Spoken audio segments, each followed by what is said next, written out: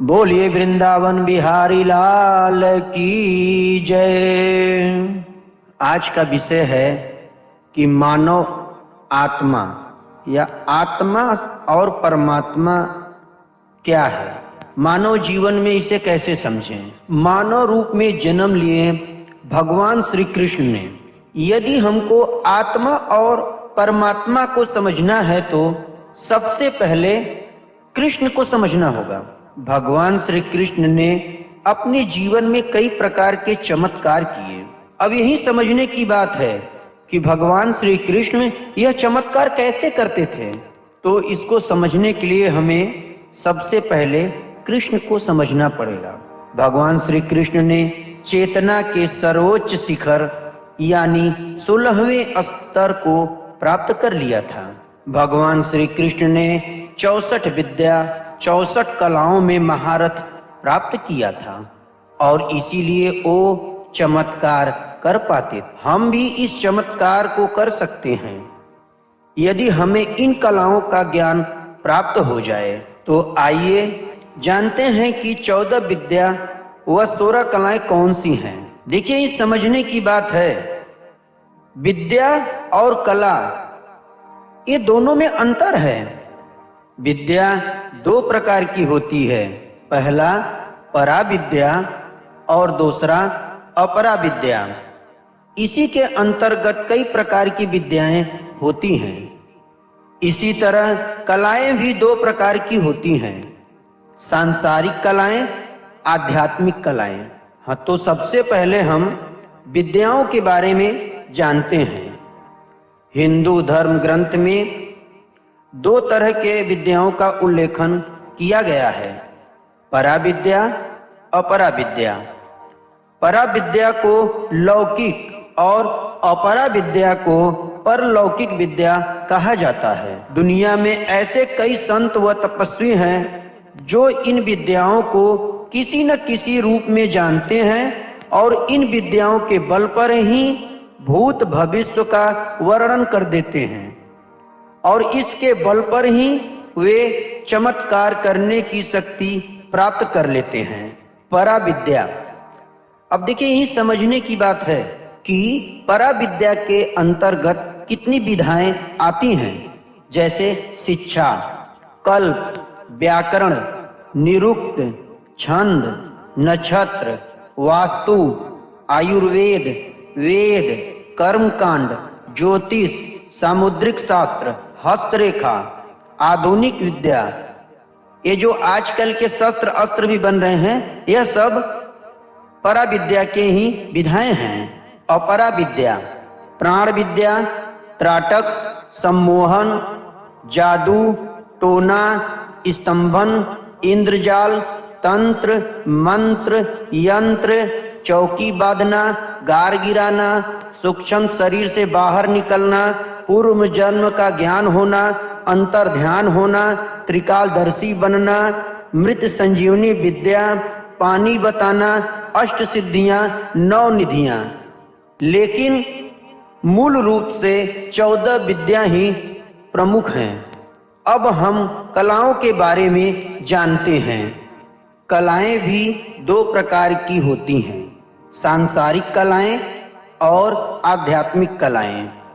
सांसारिक कलाएं martial art, भाषा, लेखन, नाटक, गीत, संगीत, नौटंकी, तमाशा, वास्तुशास्त्र, स्थापत्य कला, चित्रकला, मूर्ति कला, पाक कला, साहित्य, नृत्य, कपड़े व गहने बनाना, सुगंधित वस्तु, इत्र तेल बनाना, नगर निर्माण, सुई का काम, कढ़ाई की कारीगरी, पीने खाने का पदार्थ बनाना, सोने चांदी हीरे पन्ने आदि रत्नों की परीक्षा करना, तोता मैना आदि की बोलियां बोलना इत्यादि सांसारिक कलाएं हैं।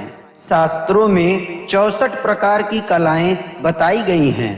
आध्यात्मिक कलाएं मूल रूप से 16 हैं। उपनिषदों के अनुसार 16 कलाओं से युक्त व्यक्ति ईश्वर तुल्य हो जाता है, या कहें कि स्वयं ईश्वर हो जाता है। 16 कलाएं दरअसल बोध प्राप्त आत्मा की भिन्न भिन्न स्थितियां हैं। बोध अर्थात चेतना, आत्मज्ञान या जागरण की अवस्था या होश का स्तर। जैसे प्राणी के अंतर में जो चेतना शक्ति है या प्रभु का तेजांश है, उसी को कला कहते हैं। कलाएं इस बात पर निर्भर करती हैं कि आपकी चेतना कितनी जागृत है। जिस प्राणी में जितनी चेतना शक्ति आत्म व्यक्त हो रही है, उतनी ही उसकी कलाएं मानी जाती हैं। इसी से जड़ चेतन का भेद होता है।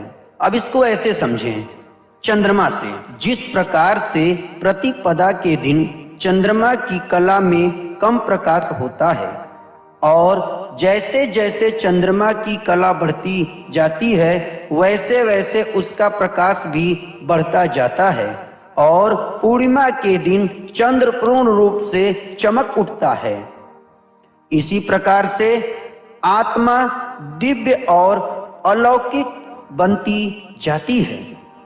आत्मा के कम जागृति को पहली कला, और जब आत्मा अपनी जागृति के परम पर होती है तो उसे 16वीं कला माना जाता है। 16वीं कला का युक्त व्यक्ति ईश्वर तुल्य बन जाता है।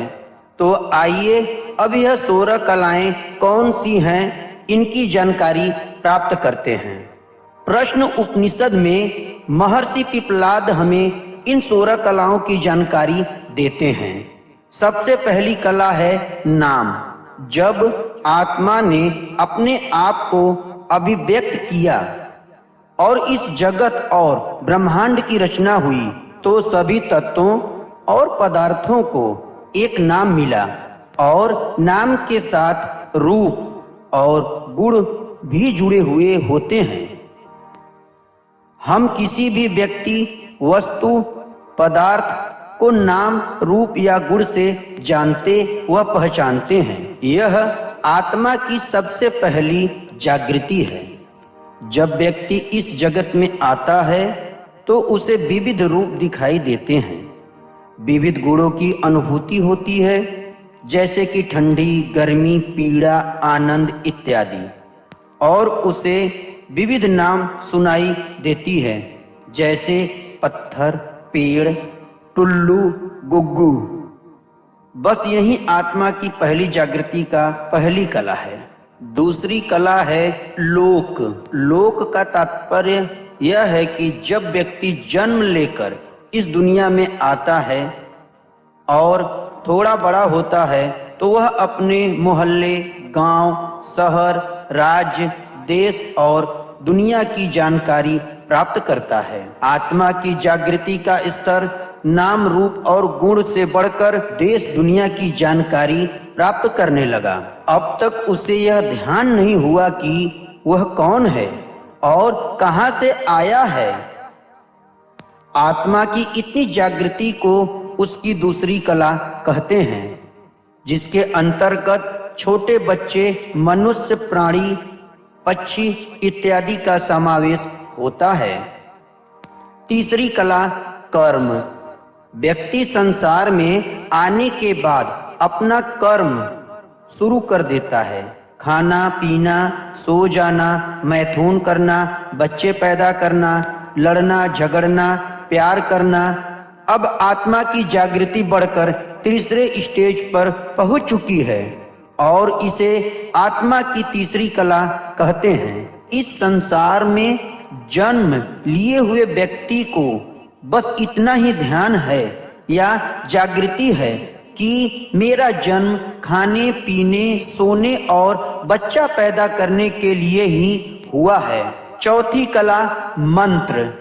अब व्यक्ति कर्म तो करता है, लेकिन उसे एक ज्ञान भी होने लगा है कि कौन सा कर्म सही है और कौन सा कर्म गलत है। उसे दूसरों को दुख नहीं पहुंचाना चाहिए, उसे दूसरे के हक का खाना नहीं खाना चाहिए, मुझे सबके साथ मिलजुल कर रहना चाहिए, मैं दुखी लोगों की मदद करूंगा, जब व्यक्ति के ऐसे आदर्श बनने लगते हैं तब उसे मंत्र कहते हैं। आपने कई लोगों को यह कहते हुए सुना होगा कि यह मेरा जीवन का मंत्र है। अब व्यक्ति की चेतना प्राणी से ऊपर उठ चुकी है, जहां उसे ज्ञान व जागृति होने लगती है कि क्या अच्छा है, क्या बुरा है, क्या सही है, क्या गलत है, और इसी सोच को निर्देशित करने वाली दृष्टि को, आदर्श वाक्य को मंत्र कला कहते हैं। इस जगत के अधिकतर लोग चौथी कला में ही जीते हैं और पूरी जिंदगी उससे ऊपर अपनी चेतना को नहीं ले जा पाते। अब आत्मा की पांचवी कला तप को समझने के लिए ऐसे समझना है कि जब व्यक्ति कहता है कि मैं दूसरे के हक का खाना नहीं खाऊंगा, तब उसे भोजन का त्याग करना होगा और कुछ दिन भूखे भी रहना हो सकता है। जब व्यक्ति कहता है कि मैं दूसरे को सुख पहुंचाऊंगा, तो उसको अपने सुख का त्याग करना होगा। जब व्यक्ति कहता है मैं सबसे मिलजुल कर रहूंगा, तो उसे अपने क्रोध और हिंसा का त्याग करना होगा और इसी त्याग को तप कहा गया है। अब व्यक्ति की आत्मा इतनी जागृत हो गई है कि वह जगत के दूसरे पदार्थों, वस्तुओं, व्यक्तियों के लिए तप कर सके। अब वह दूसरों को दुखी नहीं देख सकता। अब वह किसी के साथ हो रहे अन्याय को नहीं देख सकता और इसीलिए दूसरों को सुख पहुंचाने के लिए अपनी बाहरी और आंतरिक चीजों का त्याग करता है।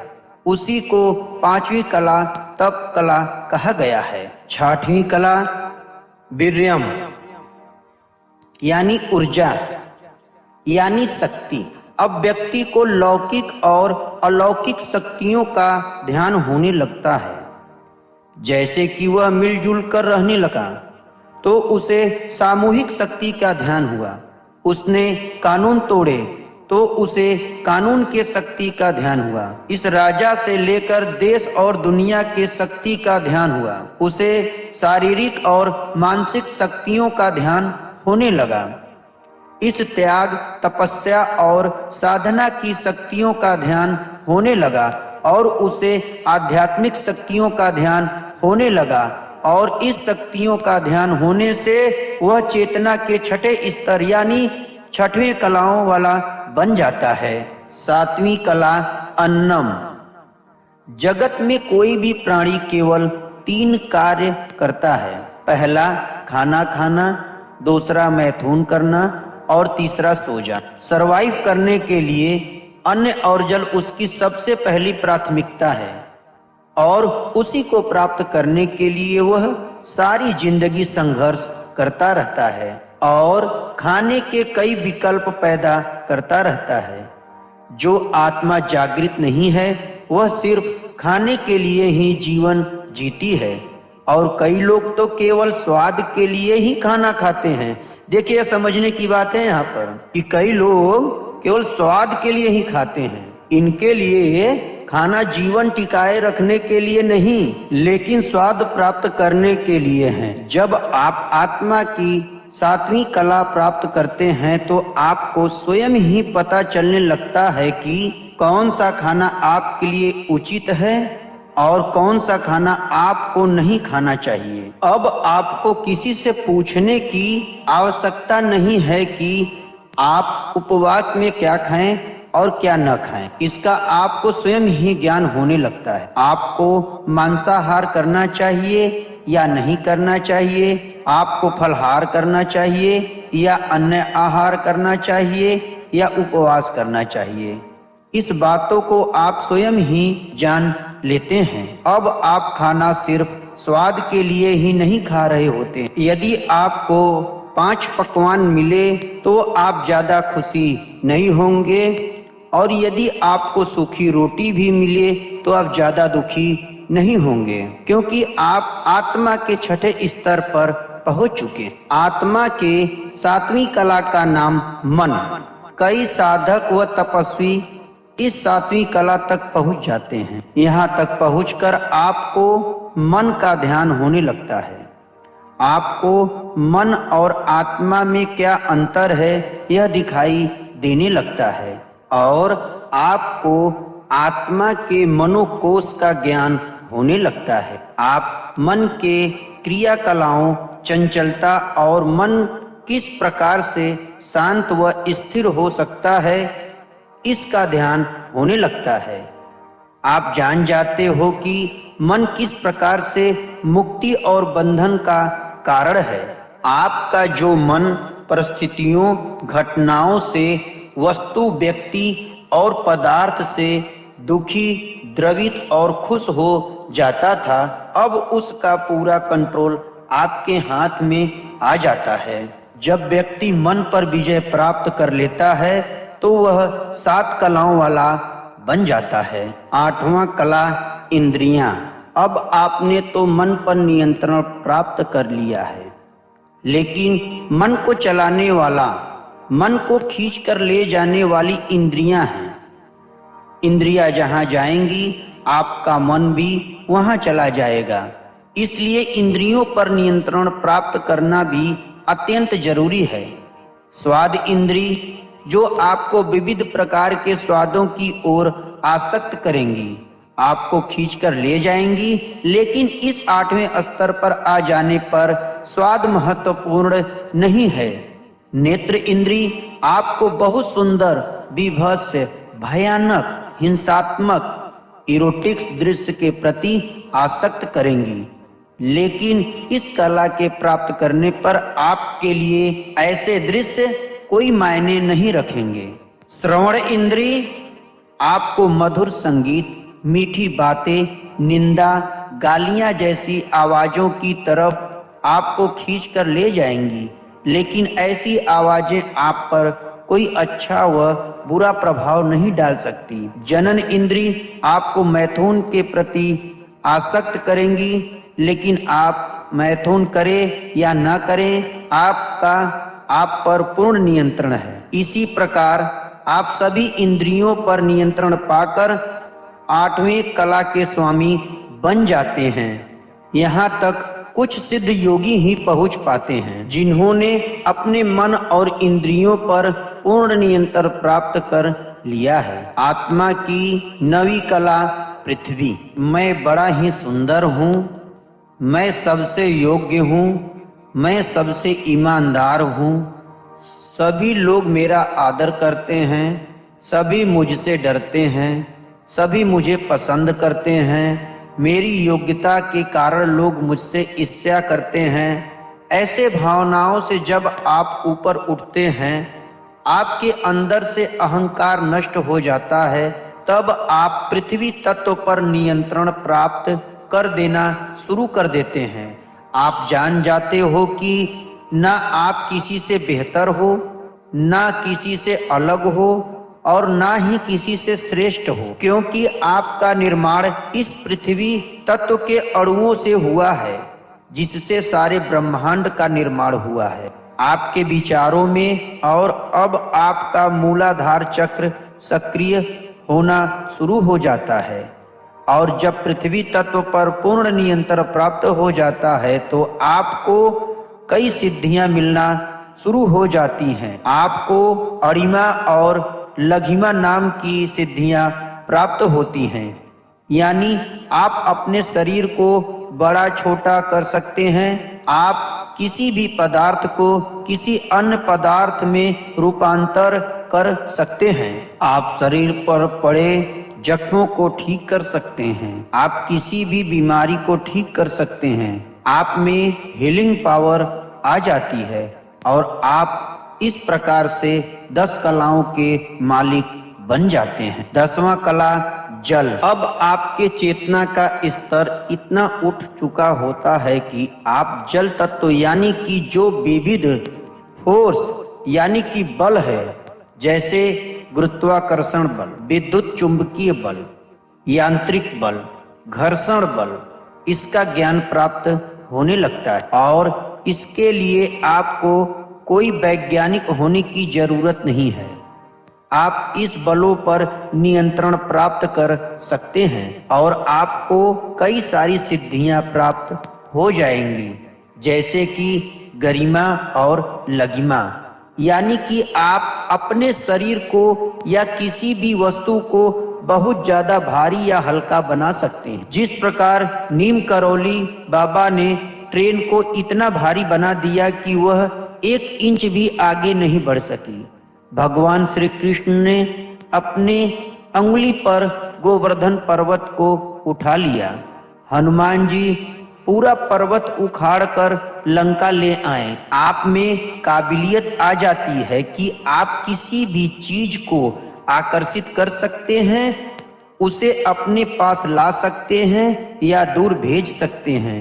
आप अपने बुद्धि का निरीक्षण और उपयोग करने में सक्षम बन जाते हैं। आत्मा की 11वीं कला अग्नि। अग्नि मतलब दीप, प्रकाशमय। अब आपकी तीसरी आंख यानी कि ज्ञान चक्र खुल जाता है। आप किसी भी वस्तु में आग पैदा कर सकते हैं।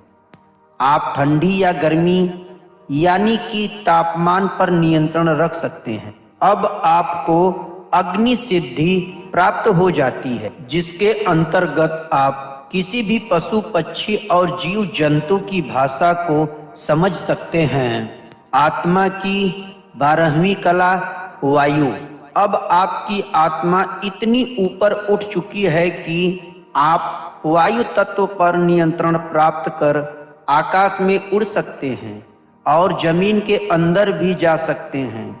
पानी के अंदर भी कई दिनों तक रह सकते हैं। इसी को प्रकाम्य सिद्धि कहते हैं, जो वायु तत्व पर नियंत्रण प्राप्त करने से मिलती है। आत्मा की 13वीं कला आकाश। आकाश तत्व में पूर्ण नियंत्रण हो जाता है। कहा हुआ प्रत्येक शब्द सत्य होता है। समस्त पंचभूतों से एक रूपता हो जाती है और सब पर नियंत्रण हो जाता है। जड़ चेतन इच्छा अनुसार कार्य करने लगते हैं। इन 13 कलाओं पर नियंत्रण प्राप्त करने के बाद मनुष्य भगवान बन जाता है। अब इसकी आत्मदृष्टि इतनी विकसित हो जाती है कि वह कोई गलत कार्य कर ही नहीं सकता। उसका एकमात्र लक्ष्य यही बच जाता है कि वह जगत का कल्याण करे। आत्मा की 14वीं कला है श्रद्धा। अब व्यक्ति को उसे परम तत्व में अपार श्रद्धा या कहें कि विश्वास बन जाता है। वह परम सत्य बन जाता है। उसका समय पर नियंत्रण हो जाता है। देह वृद्धि रुक जाती है। व्यक्ति सर्वव्यापी हो जाता है। एक साथ अनेक रूपों में प्रकट हो सकता है। वह पूर्णतः अनुभव करता है। वह मृत्यु पर नियंत्रण प्राप्त कर लेता है और उसे इच्छा मृत्यु प्राप्त होती है। व्यक्ति 1000 वर्षों तक जीवित रह सकता है। आत्मा की 15वीं कला प्राण। इस कला से युक्त पुरुष में व्यक्त अव्यक्त की सभी कलाएं होती हैं। यही दिव्यता है। व्यक्ति दिव्य प्रकाश रूप बन जाता है। ऐसा कुछ भी नहीं है जो व्यक्ति रूपी भगवान न कर सके। यह बहुत ही उच्च कोटि आत्मा की जागृति है। आत्मा की 16वीं कला ईसत्व। इस कला को प्राप्त आत्मा कारण का भी कारण हो जाता है और व्यक्ति स्वयं का एक लोक बना सकता है। वह व्यक्त भी हो सकता है और अव्यक्त भी बन सकता है। अब उसमें और परम तत्व में कोई अंतर नहीं रह जाता। तो मित्रों, आपने आत्मा की 16 कलाओं के बारे में जाना, जिसे महर्षि पिपलादी ने हमें प्रश्न उपनिषद में बताया है, जो कि आत्मा के जागृति के अलग अलग स्तर हैं। बोलो राधे राधे, राधे राधे।